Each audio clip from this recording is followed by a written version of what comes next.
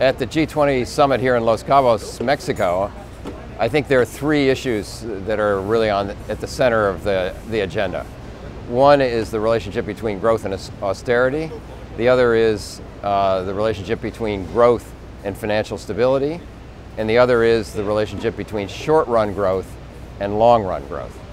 So let me go through those and try to elucidate what I think is going to happen here. Is with the election of Francois Hollande in France a month or so ago, and the parliamentary elections yesterday in France, which gave him a majority in the National Assembly in France, his whole byline for his election was growth over austerity. So he's injected into this debate in Europe and around the world that theme. And he's been joined by Brazil, for example, who wants very much to keep that priority of growth over austerity. So that what the leaders here decide is the right combination of specific policies in order to carry out that shift towards growth, we'll have to wait and see what they actually do. The other piece that's very important is the relationship between growth and financial stability, which is different than the debt problem itself. That has to do with financial regulatory reform in all G20 countries and all countries around the world that have the ability to create systemic risk for the world economy. It's clear that we wouldn't be in this crisis at all if it wasn't for the fact that we had in many countries, in the US and the UK in particular, in 2008, a hands-off view of financial markets where they were supposed to be self-regulating rather than regulated by supervisory authorities.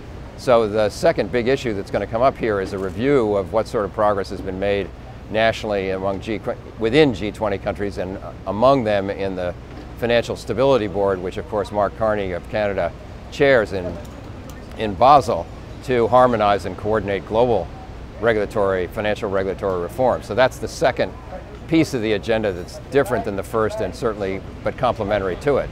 And the third thing that I think you'll see leaders doing here throughout the agenda is trying to keep an eye on how to relate short-run and long-run growth.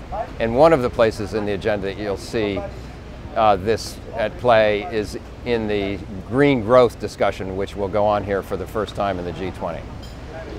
One interpretation of green growth is that it's the need to make a transformation towards sustainable energy systems over the long run, since by 2050 more than 3 billion additional people will want to have access to energy that don't have it today, given the population growth that's going to happen between now and then. So that's clearly a long-run transformation issue, which is a massive scale, and which requires financial incentives to favor long-term productive investment over short-term financial speculation. So that's a third piece of these growth dilemmas that the G20 leaders are going to face here in Los Cabos, Mexico. And it'll be interesting to see in the course of the next 2 days how they deal specifically with each of these three.